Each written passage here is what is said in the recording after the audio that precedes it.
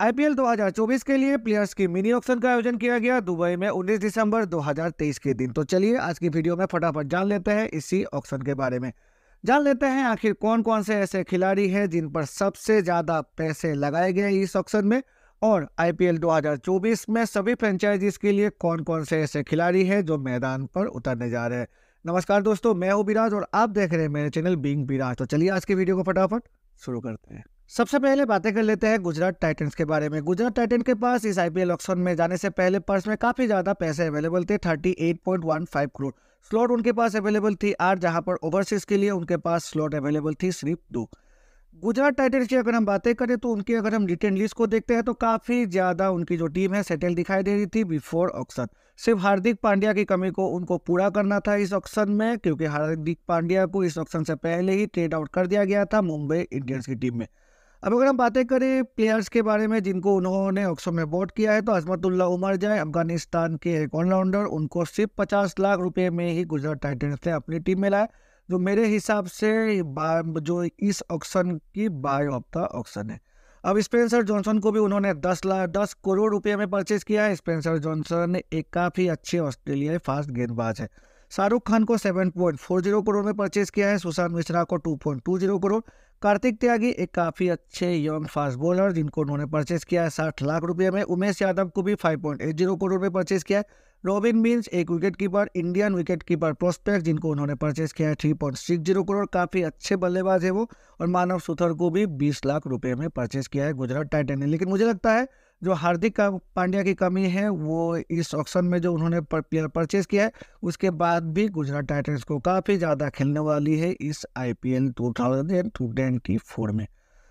अब अगर हम बातें करें मुंबई इंडियंस की, तो मुंबई इंडियंस के पास भी पर्स में अवेलेबल थे सिर्फ 17.75 करोड़, लेकिन उसके बावजूद भी आईपीएल में उन्होंने छक्का, जो ये ऑक्शन है उसमें छक्का जड़ दिया। कैसे, चलिए बातें कर लेते हैं। अब उनकी जो टीम है हार्दिक पांड्या के आने के बाद तो काफ़ी ज़्यादा सेटल दिखाई दे रही थी। हाँ, उनकी हार्दिक पांड्या को कैप्टन बनाने के बाद मुंबई इंडियंस में काफ़ी कुछ उथल मथल चल रही है, लेकिन फिर भी जो ये ऑक्शन है उस ऑक्शन से पहले तो उनकी टीम काफ़ी ज़्यादा सेटल दिखाई दे रही थी। अब अगर प्लेयर की बातें करें जिनको उन्होंने ऑक्शन में परचेज किया है, तो जनरल कुर्जे जो साउथ अफ्रीकन ऑलराउंडर है उन्हें सिर्फ 5 करोड़ रुपए में परचेज किया है। फिर दिलशान मधुशंका, वो एक काफ़ी अच्छे प्रोस्पेक्ट जिन्होंने काफ़ी अच्छा परफॉर्म किया था जो ये वर्ल्ड कप हुई थी। इस वर्ल्ड कप में तो उनको 4.60 करोड़ में परचेज किया गया है। मोहम्मद नबी को 1.50 करोड़ में परचेज किया गया है। क्यों किया गया है ये तो मुंबई इंडियंस की मैनेजमेंट ही बता पाएंगे। नुआन थुसारा को 4.80 करोड़ में परचेज किया गया है। तो नुआन जो ये थुसारा है ये एक श्रीलंकाई फास्ट बॉलर है और इनको श्रीलंका में मिनी मलिंगा भी कहा जाता है। मैंने इतना नहीं देखा है, लेकिन जितना सुना है काफ़ी अच्छे प्रोस्पेक्ट थे वो, तो उनको देखना इस आईपीएल में काफ़ी ज़्यादा रोमांचक हो सकता है। अब नवन धीर इंडियन प्रोस्पेक्ट 20 लाख रुपए में परचेज किया है। फिर अंशुल कंबोज को भी परचेज किया है। श्रेयस गोपाल एक काफ़ी अच्छे स्पिनर, उनको भी परचेज सिर्फ 20 लाख रुपए में किया है। और शिवालिक शर्मा को भी 20 लाख रुपए में मुंबई इंडियंस ने परचेज किया है। अब बातें कर लेते हैं रॉयल चैलेंजर्स बेंगलोर की। तो रॉयल चैलेंजर्स बेंगलोर के पास पर्स में पैसे थे 23.25 करोड़। स्लॉट उनके पास अवेलेबल थी 6, जहां पर ओवरसीज के लिए स्लॉट थी उनके पास 3। तो जब ये आईपीएल ऑक्शन में रॉयल चैलेंजर्स बेंगलोर उतरी तो उनको सिर्फ और सिर्फ बॉलर ही परचेज करना था, क्योंकि जो उनकी टीम है आप देख सकते हैं इस टीम में उनकी जो बॉलिंग ऑलराउंडर की कमी है वो काफ़ी ज़्यादा दिखाई दे रही थी बिफोर ऑक्शन ही। अब अगर देखते हैं जिन खिलाड़ियों को उन्होंने परचेज किया है, तो अल्जारी जोसेफ को उन्होंने परचेज किया 11.50 करोड़ में। लोकी फर्ग्यूसन को भी 2 करोड़ रुपए में परचेज किया गया है और टॉम करन को भी 1.5 करोड़ में परचेज किया है। तो मतलब 3 ऐसे फॉरेन प्रोस्पेक्ट जिनको सिर्फ और सिर्फ उनकी बॉलिंग के लिए ही परचेज किया गया है।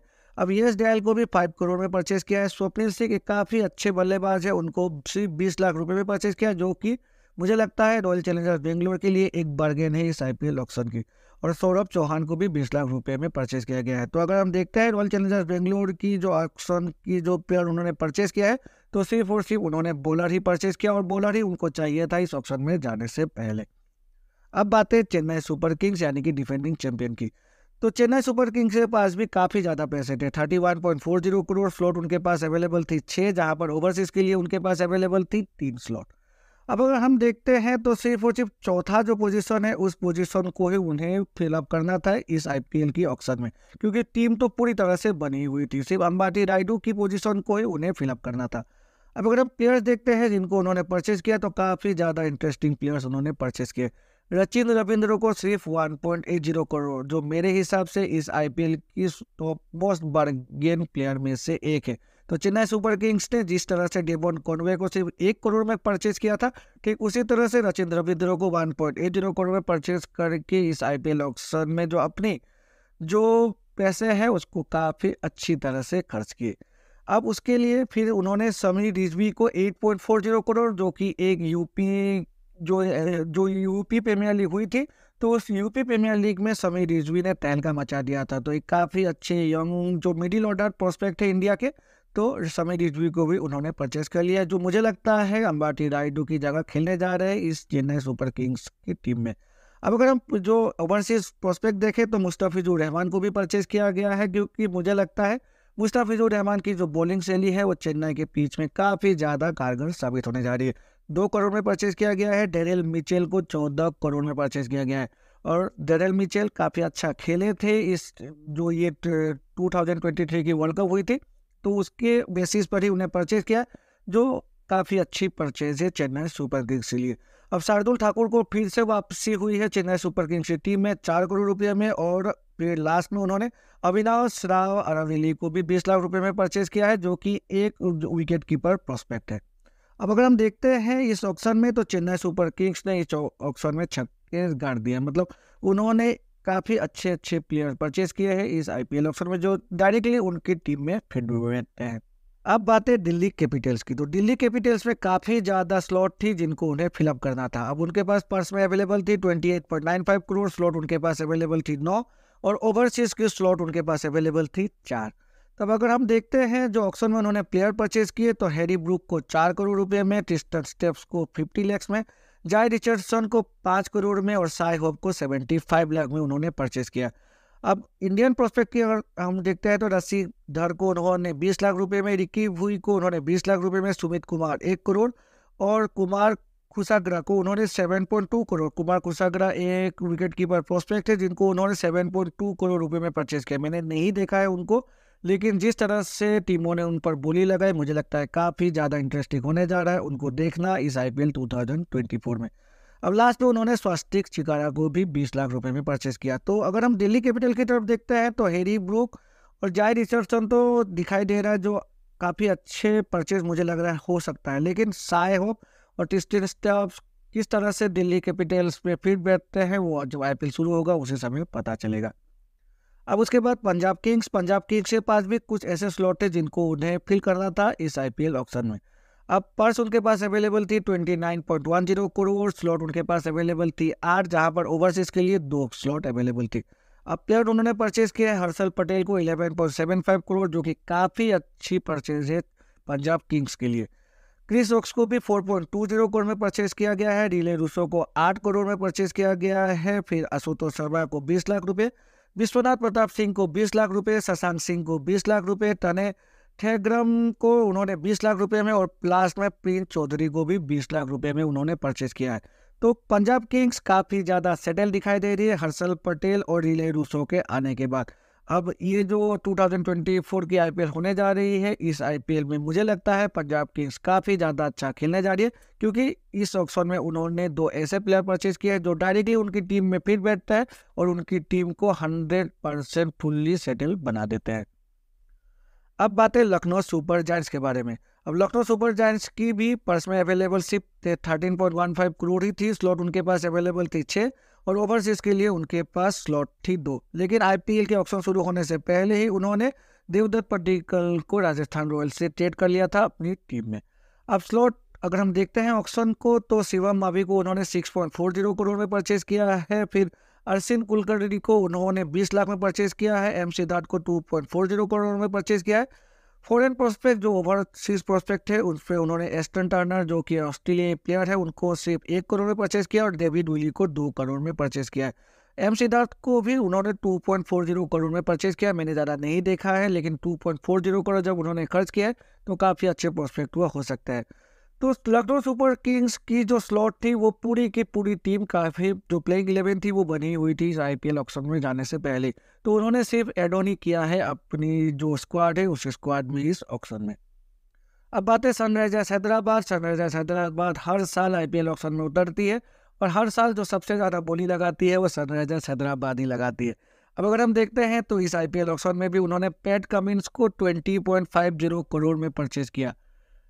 पैट कमिंस को 20.50 करोड़ में। तो सनराइजर्स हैदराबाद जिस तरह से उन्होंने लास्ट ईयर हैरी ब्रूक को परचेज किया था, ठीक उसी तरह से पैट कमिंस को भी उन्होंने काफ़ी ज़्यादा ओवर प्राइस परचेज किया है इस IPL ऑक्शन में।